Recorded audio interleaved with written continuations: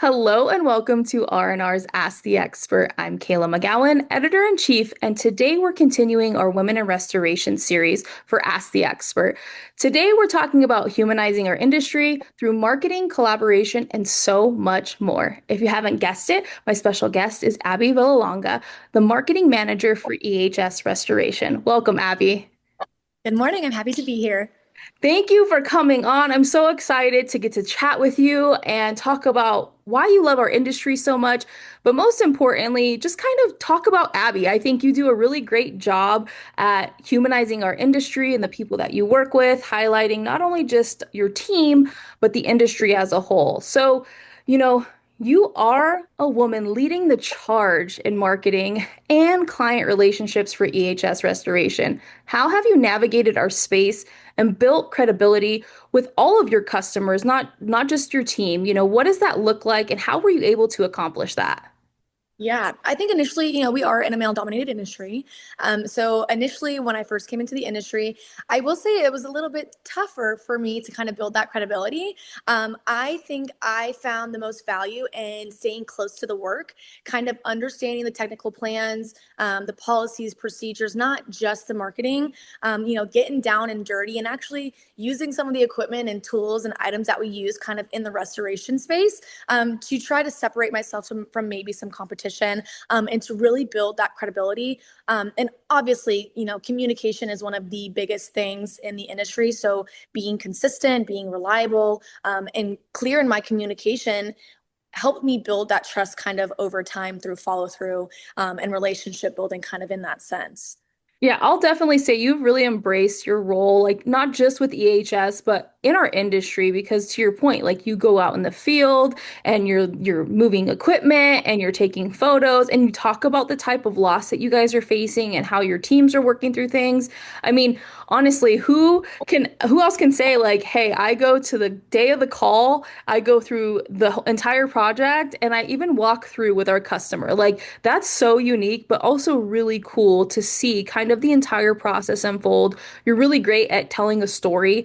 And I think that really helps humanize who we are and what we do. Like most people see before and after and they're like, oh, that's so cool, but they don't understand how long the process is. I mean, it could be weeks, if not months, depending on what's going on, right? So, like I said, you're deeply involved with from the first call to the final walkthrough. How often during these like really high stress situations that you face, I mean, you guys have flash flooding, you have monsoon season, fires, and even mold. Yes, the desert does have mold, right? How It's does your approach to communication and empathy help restore not just the buildings, but the trust and confidence, with your customers and even your team, especially being a woman in a leadership facing role? I mean, you've embraced it and just totally rocked it. So what does that look like for you? Yeah, I think we're trying hard to kind of steer away from a lot of the, labels that women are having in the industry. But a one thing that women are really great at is being empathetic. Like it comes very natural to us. So being able to acknowledge kind of the human side of these stressful situations helps build that empathy and restores trust into our clients and our people. Again, I'm going to build back off of communication every single time because I really do believe it's one of the most important things in kind of what we do. But being able to set clear expectations and be honest about timelines and things like that help build that trust and build back that empathy during a stressful situation like some of our clients are experiencing. Yeah, and I will definitely say to your point, communication is just something, and attention to detail, I feel like we're really great at as women. Men are though as well. Like they can tell you if the equipment is placed wrong. We have our strengths and weaknesses on both sides, and they're not even really weaknesses. I think we play off of each other's strengths is the best way to say it truly. And that's what makes the industry so cool. But communication is where we succeed or we fail, to your point, right? Like that's where we live and die essentially, and documentation, of course. But if you don't have clear communication, it does really kind of muddy up the waters, if you will, between all of the parties that are involved. So I'm going to Yeah. switch gears over to marketing and social media, which are like your bread and butter, which social media, I just love what you do personally, but they're not typically the first thing that people really associate with restoration. By people, I mean customers. Obviously, our industry, we're very big in social media, but you've really used them to humanize the industry but also elevate the professionals that you surround yourself with every day. Why is it so important for the visibility in reshaping how restoration is perceived? Because I think you do a really good job at that. It's not just the day to day. You show when you're dropping off happy mail, when your clients show appreciation. So why is that so important in what we do every single day? Yeah, and I love that word humanizing. I think you actually were the first person to really say that word to me. I've tried to use marketing and social media to kind of like educate and show behind the scenes, but to build my trust and my credibility with our people. A lot of the times, we are the eyes and ears for our clients and for our people. So they want to see what it looks like to be, in my shoes or in a restoration marketer's shoes. And I think being on social media and showcasing, our people and our projects and things like that, it makes restoration a little bit more approachable and less transactional. Mhm. Because, at the end of the day, we are all human. This is a very stressful time for, a lot of homeowners or property managers, things like that. And so I think representation is very, very, very important. And social media is a great tool for that. It really is. And I think being visible in the digital space opens a lot of doors for other opportunities. Just, aside from just educating and bringing in business and things like that. No, man, well said. I will definitely say, we have to remember we're consumers at the end of the day too. So if we're seeking out other professionals, and of course we go to their social media, we go to their Google reviews, why would that be any different for consumers looking at us, right? And then to be able to see a person's face and associate them with a company also brings that peace of mind because to your point, the stuff that you do post, if someone were to go on your profile and they were a customer, they would see like, oh my gosh, wow, she's really involved with the community. She's involved with her industry.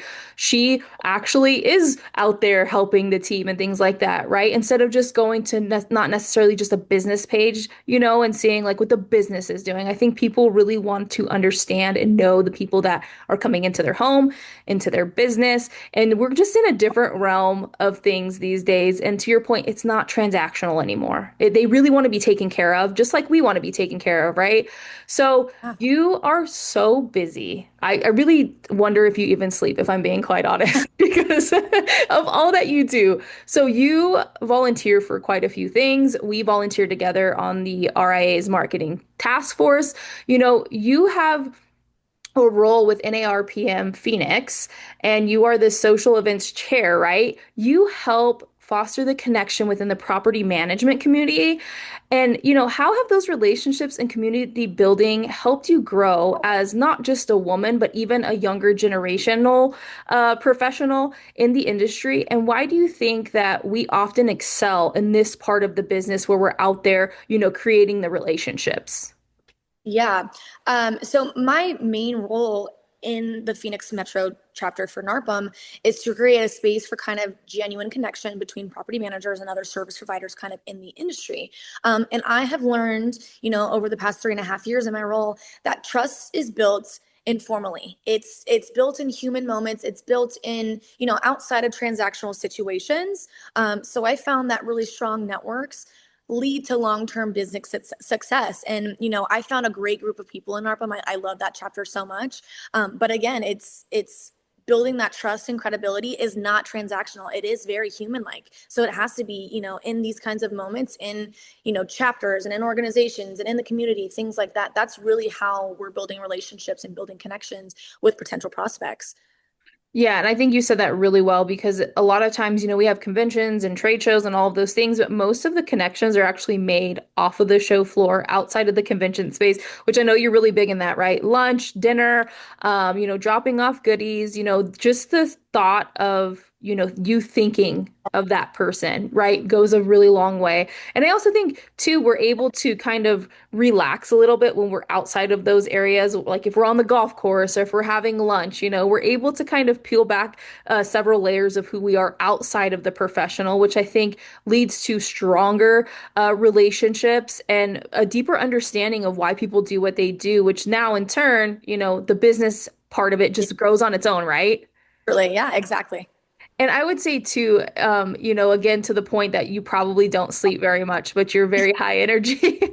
You know, if, for women who may not really see themselves representing in the restoration space or aren't sure about how to break into the industry or any other trade industry, honestly, I will say women in trades has really grown over the last 10, 20 years.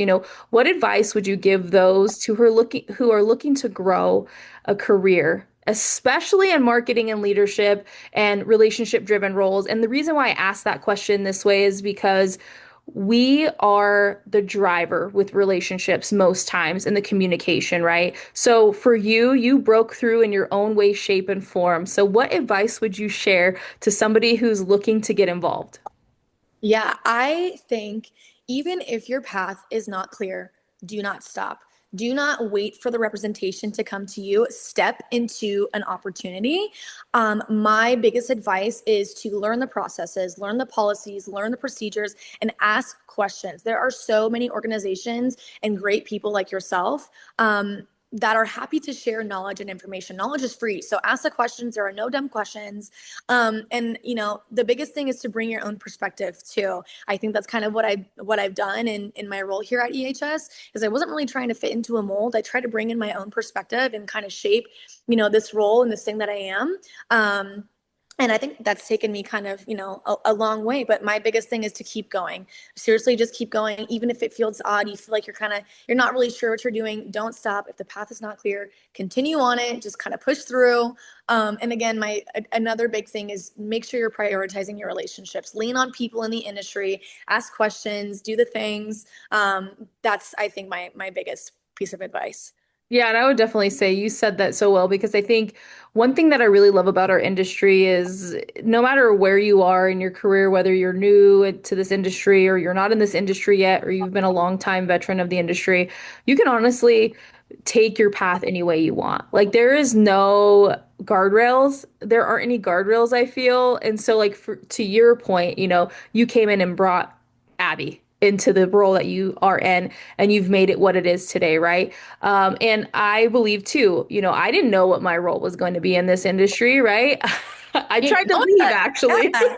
I tried to leave this industry actually. And I came back and when people ask me like, how do you feel about your career? It's like, well, I think I am where I'm supposed to be right now, right? And I think for you too, you've really grown not just the brand, but you've grown the industry in a different light, right? Again, the humanization is so key. I think you've done such a great job. And honestly, our customers are becoming more in tune with what to look for, who to call. And so we have to keep that in mind. If our customers are a little bit more in tune with what's going on, we need to start treating it that way. So, Abby, it's been an honor and a pleasure to sit here and get to kind of pick your brain a little bit. You've done so much for our industry.